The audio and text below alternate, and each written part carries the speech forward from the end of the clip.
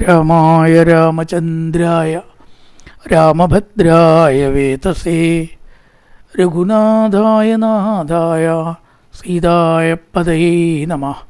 കൂജന്തൻ രാമ രാമേതി മധുരം മധുരാക്ഷരം ആരുഹ്യകവിതാശാഖാം വന്ദേ വാൽമീകികോകിലം. ജാനകീ ജീവനസ്മരണം. ജയ ജയ രാമ രാമ. സനാതനധർമ്മ സംഹിതകൾ പങ്കുവയ്ക്കാനായുള്ള ചാനലായ നാദശ്രീയിലേക്ക് എല്ലാവർക്കും സ്വാഗതം. പ്രിയരെ, ബെൽ ബട്ടൺ അമർത്തി സബ്സ്ക്രൈബ് ചെയ്യുന്നതോടൊപ്പം ലൈക്ക് ബട്ടൺ കൂടി അമർത്തി സഹകരിക്കാൻ ഓർമ്മപ്പെടുത്തുന്നു. വാൽമീകി രാമായണത്തിൽ ഇതുവരേക്കും പറഞ്ഞ ഭാഗം വനവാസത്തിന് ഒരുങ്ങിയതായിട്ടുള്ള രാമൻ്റെ കൂടെ സീത ഞാനുമുണ്ട് എന്ന് പറഞ്ഞ് പുറപ്പെട്ടതും അതിനെ രാമൻ അംഗീകരിക്കാത്ത വിധം വനദുഃഖങ്ങളെക്കുറിച്ച് പറയാൻ തുടങ്ങി എന്നാണ്. തുടങ്ങിയിട്ടേ ഉള്ളൂ. ഉവാച ചൈനാം ബഹുസന്നിവർത്തനെ വനേ നിവാസസ്യ ച ദുഃഖിതാം പ്രതി. വനവാസ ദുഃഖങ്ങളെക്കുറിച്ച് ആരംഭിച്ചു. എന്തൊക്കെയാണ് വനദുഃഖങ്ങളെക്കുറിച്ച് പറഞ്ഞത്? ഒരിക്കലും സീതയെ വനത്തിലേക്ക് വരാൻ നീ അർഹിക്കുന്നില്ല. ധർമാത്മാവായിരിക്കുന്ന ആ രാമൻ ബാഷ്പദൂഷിതലോചനം, കണ്ണുനീരണിഞ്ഞു. തൻ്റെ പത്നിയുടെ അവസ്ഥ അറിഞ്ഞ്, കല്യാണം കഴിഞ്ഞ് ഇത്രേ ആയിട്ടുള്ളൂ. 14 കൊല്ലത്തെ വേർപാടാണ് ഒന്നുകിൽ, അഥവാ കാട്ടിലേക്ക് കൊണ്ടുപോവാണെങ്കിൽ ദുഃഖമാണ്. രണ്ടായാലും ഒരു നവവധുവിനെ ദുഃഖിപ്പിക്കല്ലേ എന്നതുകൊണ്ടാണ് ബാഷ്പദൂഷിതലോചനൻ ആയത്. 2 കണ്ണിലും വെള്ളം നിറഞ്ഞു. ആ സീതയുടെ ഒരു അവസ്ഥ ആലോചിച്ചിട്ടേ, രാജപുത്രിയായിട്ടുള്ള സീത ഭഗവാന്റെ അവതാരമായിട്ടുള്ള രാമനെ വിവാഹം കഴിച്ച് ദശരഥൻ്റെ കൊട്ടാരത്തിൽ വന്ന് സർവസമ്പത്ത് സമൃദ്ധിയോടും സുഖത്തോടും കൂടി വാഴേണ്ടതിന് പകരം ഒന്നുകിലോ വേർപാട് അല്ലെങ്കിൽ വനവാസം. ആലോചിച്ച് നോക്കൂ, നമുക്ക് കഷ്ടങ്ങൾ വരണേന് പിന്നെ അത്ഭുതമുണ്ടോ? സീതാദേവി എന്ന് പറഞ്ഞാൽ ശരിക്കും ലക്ഷ്മിയുടെ അവതാരമാണ് എന്നാണ് വേറൊരു വേർഷൻ പ്രകാരം.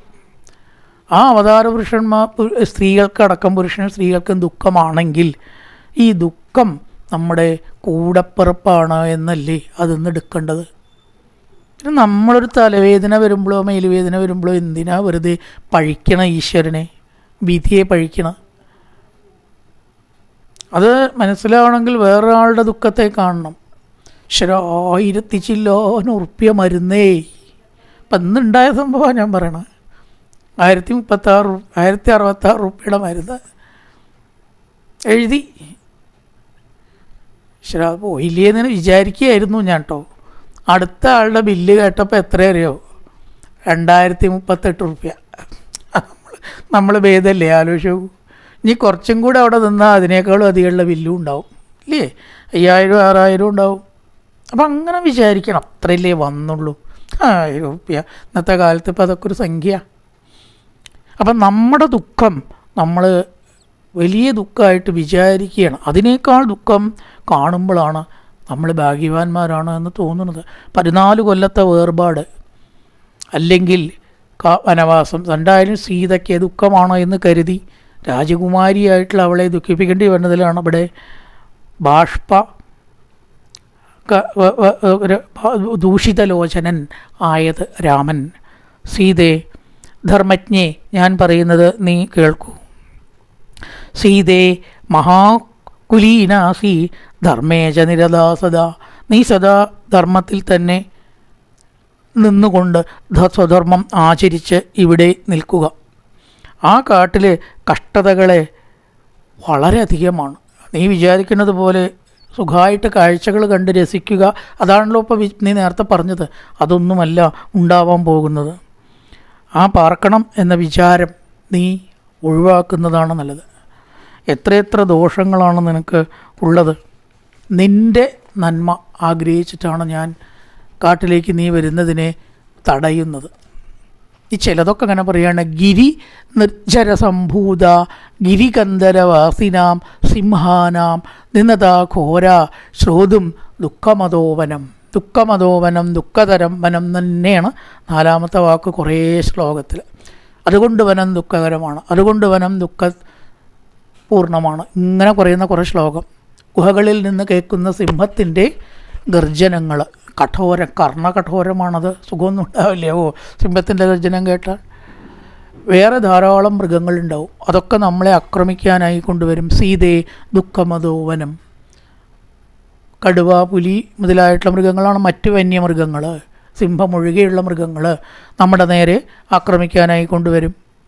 ഇനി തടാകങ്ങളോ സരസ്സുകളോ ഉണ്ടെങ്കിൽ ചേറുണ്ടാവും. ഇറങ്ങിയാൽ ചിലപ്പോൾ കാലാണ്ട് പൂന്തും നമുക്കൊന്ന് കയറാൻ പറ്റാത്ത അവസ്ഥ വരും. സുഗ്രാഹ സരിതശ്ചൈവ. സുഗ്രാഹ ഇറങ്ങാൻ വിഷമമുള്ളവ. മുതലി ഉണ്ടാവും ചിലപ്പോൾ. കാലിലോ മറ്റോ കടി കൂടിയാലത്തെ സ്ഥിതി ആലോചിച്ചിട്ടുണ്ടോ നീയെ? പിന്നെയോ മത്തൈരവി ഗജേർ നിത്യം. മത്തഗജങ്ങളുണ്ടാവും, കാട്ടാനകളെ. മുമ്പിൽ പെട്ടാൽ നമ്മുടെ കഥ കഴിഞ്ഞത് തന്നെ. ചേറ് മുതലായിട്ട് നിറഞ്ഞ തടാകങ്ങൾ, അതുപോലെ തന്നെ കാട്ടാനകൾ. ഗജേർ നിത്യമതോ ദുഃഖതരം വനം. അതോ ദുഃഖതരം വനം തതോ ദുഃഖതരം വനം. ഇങ്ങനെയാണ് ആ വരികൾ അവസാനത്തേക്ക. നമുക്ക് രാത്രി ഒന്ന് തലചായ്ക്കണ വെച്ചാൽ മെത്തകളാണ്, അതൊന്നും അവിടെ ഇല്ല. ഉണ്ടോ? ഉണ്ടാവുക ഇലകളാണ്. പർണശയ്യാസു സ്വയം ഭഗ്നാസു ഭൂതലേ. പല ഇലകളൊക്കെ പൊട്ടിച്ച് അത് വിരിച്ചിട്ട് അതിൻ്റെ മുകളിൽ കിടക്കേണ്ടി വരും. ഇനി വല്ലതും വിശന്ന് കഴിഞ്ഞാലോ? കായ്കനികൾ കിട്ടിയത് ചവർപ്പും കയപ്പൊക്കെ ഉള്ള കായകളാണ് സീതയെ നമുക്ക് ഭക്ഷിക്കാനായി കൊണ്ട് കിട്ടുക. ചിലപ്പോൾ പട്ടിണി കിടക്കേണ്ടതായും വരും. ഉപവാസശ്ച കർത്തവ്യോ യഥാ പ്രാണേന മൈഥിലി. ഉപവാസവും ചിലപ്പോൾ ചെയ്യേണ്ടതായിട്ട് വരും. ഒന്നും കിട്ടിയില്ല വെച്ചാൽ പട്ടിണി കിടക്കേണ്ടിയും വരും. പിന്നെ ഇതൊക്കെയാണെങ്കിലും നമുക്ക് പിതൃപൂജ, ദേവപൂജ ഇത് മുടക്കാൻ പാടില്ല. വിശപ്പുണ്ട്, വേറെ വിഷമമുണ്ട് എന്ന് പറഞ്ഞിട്ട് മുടക്കാൻ പറ്റും. അപ്പോൾ ആ പിതൃപൂജകളും ദേവപൂജകളും മുടങ്ങാതെ വിധി പോലെ ചെയ്യും വേണം. സൗകര്യങ്ങളൊന്നുമില്ല, ഇതൊക്കെ ചെയ്യും വേണം. വ്രതാനുഷ്ഠാനത്തിൽ വനവാസിയായിട്ട് നമ്മൾ പോകുമ്പോൾ 3 നേരം കുളിക്കണം. വ്രതകാലത്ത് 3 നേരം കുളിക്കണം എന്നാണ്. ശരിക്കും സപ്താഹത്തിലൊക്കെ വ്രതം പൂർത്തിയാവണം വെച്ചാൽ 3 നേരം കുളിക്കണം എന്നാണ് പറയുക.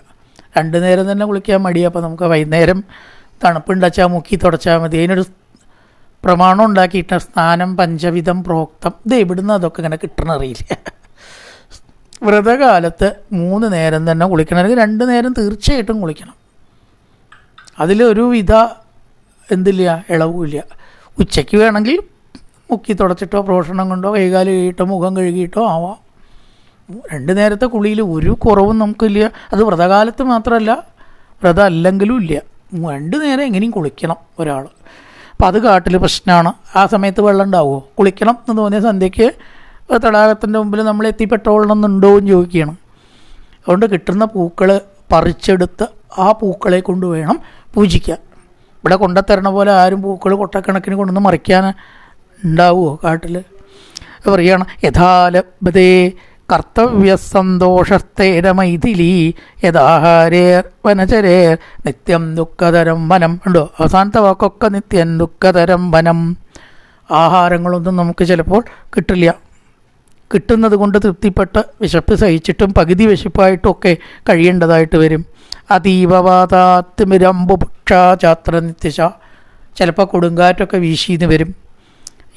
ഇരുട്ടുണ്ടാവും. വെളിച്ചം കയ്യിൽ എപ്പോഴും ഉണ്ടോ? അന്നത്തെ പോലെ ടോർച്ചൊന്നും ഇല്ലല്ലോ.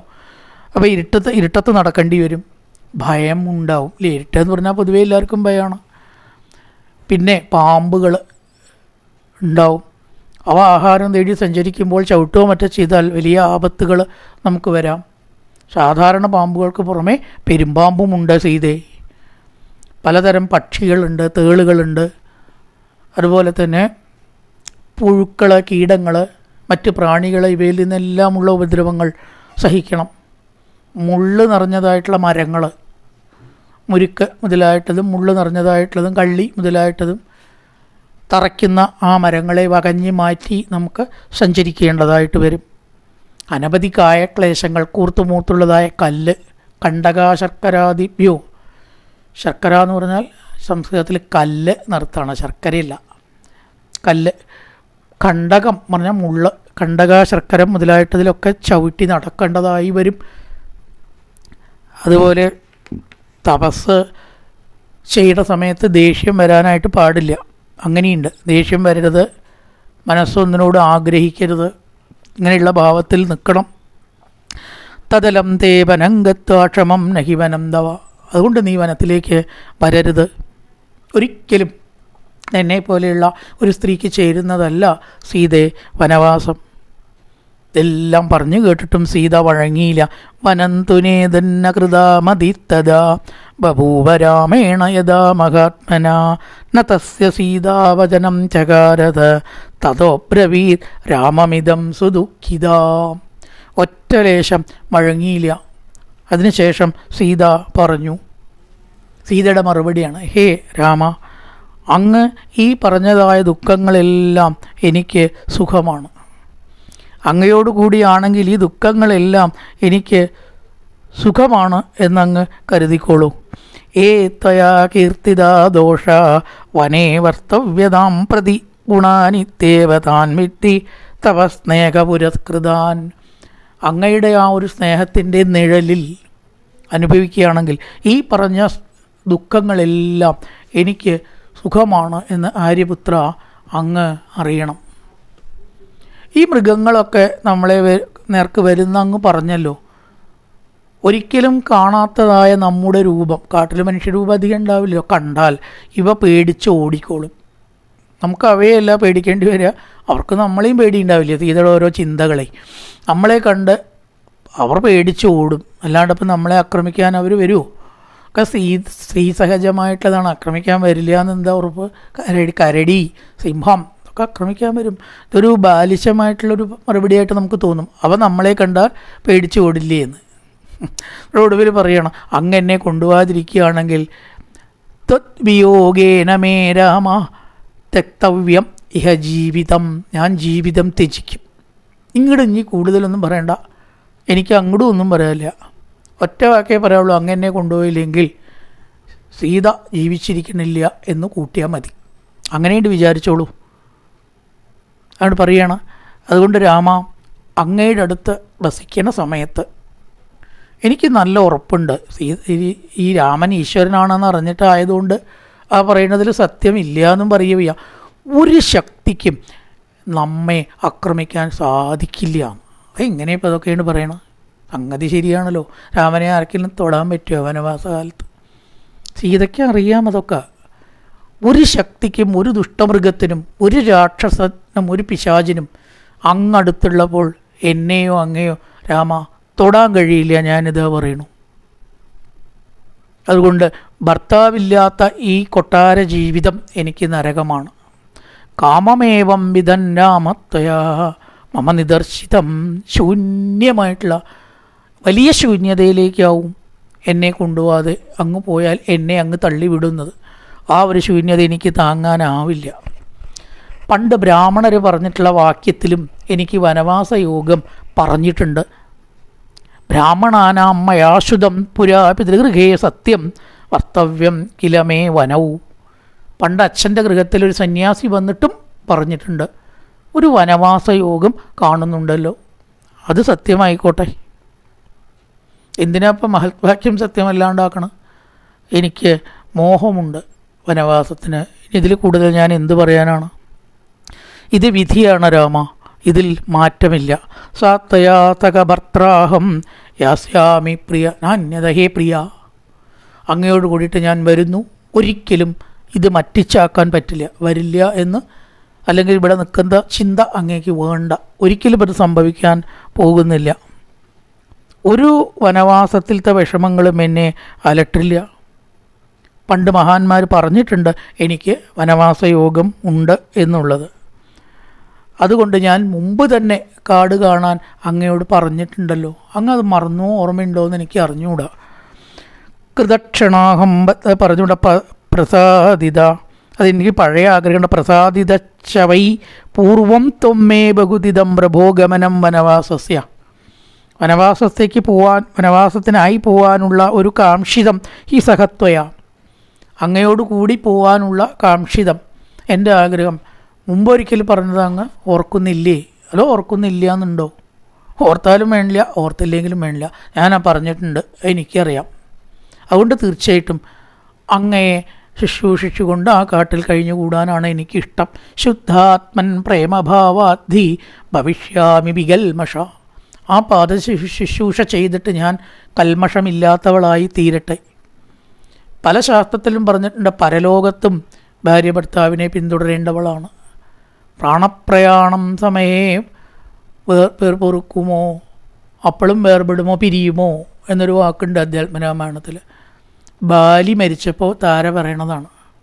ആ പരലോകത്തും ഇതിൻ്റെ തുടർച്ചയുണ്ടാവും, കഴിഞ്ഞ ജന്മത്തിലും ഉണ്ടായിരുന്നുണ്ടാവാം. അതുകൊണ്ട് സർവേശ്വര, പരലോകത്തിലെ പ്രേത്യ ഭവേപി കല്യാണ, മംഗളസ്വരൂപ മരിച്ചാൽ പോലും നമ്മൾ തമ്മിലുള്ള ബന്ധം തീരാൻ പോകുന്നില്ല. കന്യാദാനം ചെയ്യുന്ന സമയത്തുള്ള മന്ത്രവും അങ്ങനെയാണല്ലോ. ഇവൾ മരണാനന്തരവും എൻ്റെ കൂടെ ഉണ്ടാവും എന്നാണ് അത്ര കന്യാദാന മന്ത്രം. ഈ ജന്മത്തിൽ മാത്രമല്ല. അതുകൊണ്ട് സുവ്രത, നല്ല വ്രതവും ധർമ്മവും അനുഷ്ഠിക്കുന്നവനെ എന്ന് വിളിക്കുകയാണ്. എന്നെ ഉപേക്ഷിക്കരുത്. എന്താണ് എന്നെ കൊണ്ടുപോകാൻ അങ്ങേക്ക് ഇത്രയധികം മടി? സുഖത്തിലും ദുഃഖത്തിലും പങ്കാളിയാവേണ്ടവളല്ലേ ഞാൻ? സുഖത്തിൽ മാത്രം പങ്കാളിയായാൽ മതിയോ?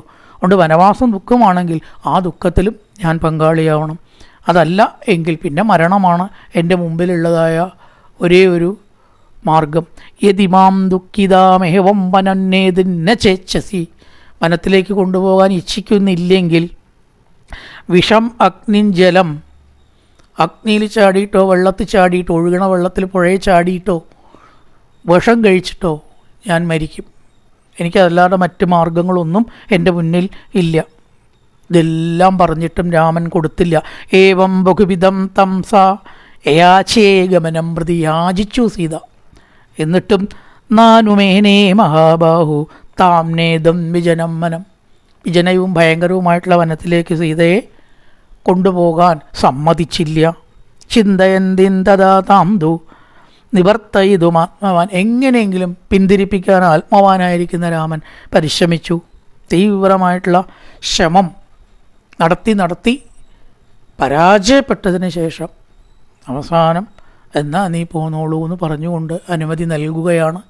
സീതയുടെ ആ യാത്രയ്ക്കുള്ള അനുമതിയാണ് അടുത്ത സർഗത്തിൽ. സ്റ്റെപ്പ് ബൈ സ്റ്റെപ്പായിട്ടാണ് ഒരു കാര്യം അങ്ങോട്ട് പറഞ്ഞു പോയി.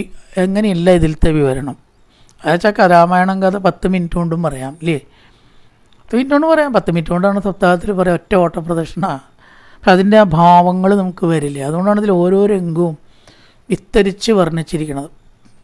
അതാണ് ഇനി എങ്ങനെയാണ് സീതയ്ക്ക് അനുമതി നൽകുന്നത്. അങ്ങനെ സീതയുടെ വനഗമന തീരുമാനമാണ് തുടർന്നുള്ള ഭാഗങ്ങൾ. പൂർവന്നാമതപോവനാധിഗമനം മത്വാമൃഗം കാഞ്ചനം വൈദേഹീഹരണം ജടായുമരണം സുഗ്രീവസംഭാഷണം ബാലീനിഗ്രഹണം ദമുദ്രതരണം ലങ്കാപുരീദാഹനം പശ്ചാത്രാവണ കുംഭകർണനിധനം ഏതസ്യ രാമായണം രാമായ രാമചന്ദ്രായ രാമഭദ്രായ വേദസേ രഘുനാഥായ നാഥായ സീതായ പതയേ നമഃ. ഓം പൂർണ്ണമദ പൂർണ്ണമിദം പൂർണ്ണാൽ പൂർണ്ണമുദച്യതേ പൂർണ്ണസ്യ പൂർണ്ണമാദായ പൂർണ്ണമേവാവശിഷ്യതേ. ഓം ശാന്തി ശാന്തി ശാന്തി. ഹരി ഓം ശ്രീ ഗുരുഭ്യോ നമഃ. ഹരി ഓം.